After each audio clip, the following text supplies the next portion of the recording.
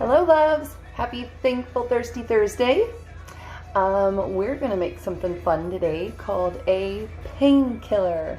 It's kind of along the lines I think of, not the same ingredients, but Bloody Marys. You know why we have Bloody Marys when people get up in the morning, you know, bite the hair of the dog that bit you?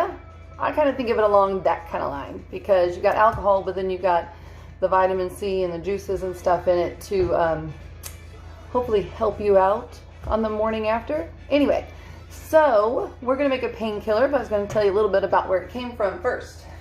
We're gonna make it with 5 ingredients. The 5th is just something we're gonna sprinkle on the top.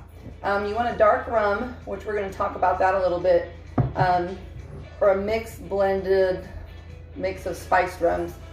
Like I said, we'll talk about that in a minute, but rum, and then pineapple juice, and then orange juice. I made up some orange juice there, and coconuts, and then we're gonna sprinkle a little bit of nutmeg on the top.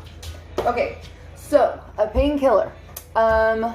First time it came about was from a gal named Daphne, and we've talked about like the British islands or the Virgin Islands before, and this is where this is from as well. She had a little bar in the Virgin Islands, and people would come up and, well, they wouldn't dock their boats because she didn't have a dock, so they'd bring their boats in as close as they could, and the only way to get to her bar was to actually get off your boat and swim.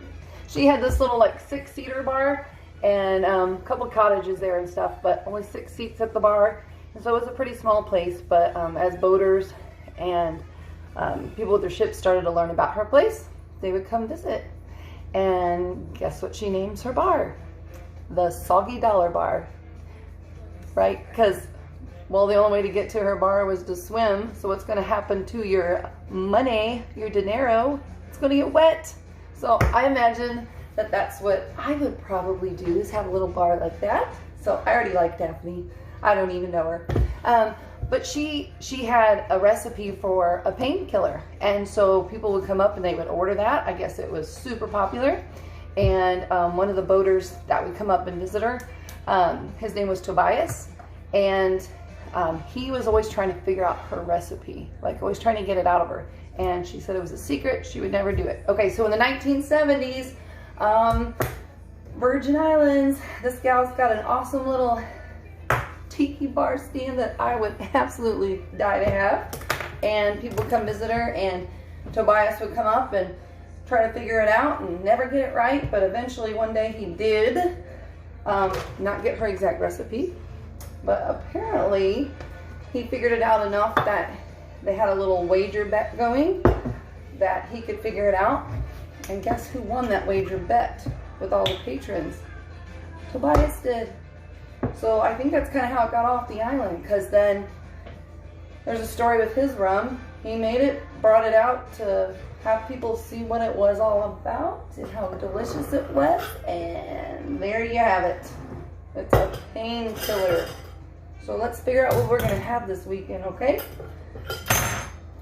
Alright, like I said, there are 4 main ingredients. You're going to have rum, which you usually want 1 or 2 shots. We're going to pour a double 2-ounce shot, okay? 2 ounces of rum. Ding. And then 4 parts of pineapple. So we're going to do 4 ounces.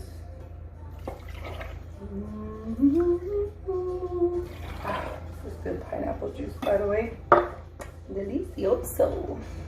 Okay, and then I want 1 part of our orange juice. And then 1 part of our coconut. Does it sound tropical already? Oh my gosh, so good. Okay, yeah, I'm winging it because what I always do, winging it. Okay, so we're gonna shake this up. But Tobias, I'm curious, I've never had his rum before. It's called Pusser's rum. because the Royal Navy used to have a position called a purser. That was like the guy in charge of the supply, or the muni, and they would also portion out rations of rum. That was just part of their daily rum tot. Anyway, eventually, like in, what was it, 1970, they had what they called Black Top Day, which means it was the last time they decided that they were going to ration out those portions. Anyway, so nobody had it anymore. It was a very sad day. But anyway, after Tobias figured out this recipe, he also wanted the kind of like the blending information for the Royal Navy rum. So somehow he got it, and then he trademarked it, and it's called Pusser's Rum, and that's what he uses to make the Pusser's Painkiller. So I'm very curious. I'd love to try some of that. We're gonna have to order that and try it. So anyway, we mix that all up.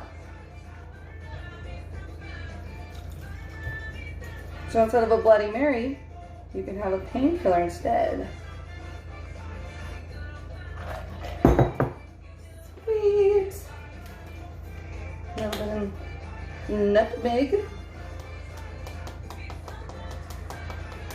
You know, you put a lot of stuff in Bloody Marys too, so imagine this just goes along with the healing factors. And then, I need a straw. Forgot my straw. We're gonna use this one. Anyway, how fun would that be?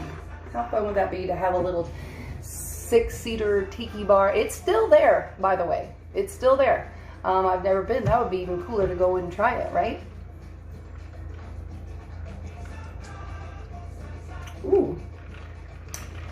Oh yeah. I could see why it's along the lines of a Bloody Mary or something like that. Very nice. Do you know on July 31st, this year, that'll be 50 years since Black Top Day. I think we should celebrate. I think we should buy some Pusser's rum, make ourselves a painkiller, and celebrate. Anyway, I just want to say I'm very thankful today for things like that. The stories that you get, people who live those lives that maybe we never will, but I love hearing their stories. Part of the reason of food and beverage that I love. Cheers, my darlings. If you make this weekend, please tell me how you like it. I really like that. Oh my gosh. Really means I need a white sandy beach now. Good luck to getting to your beach. Very thankful for you, friends. Bye.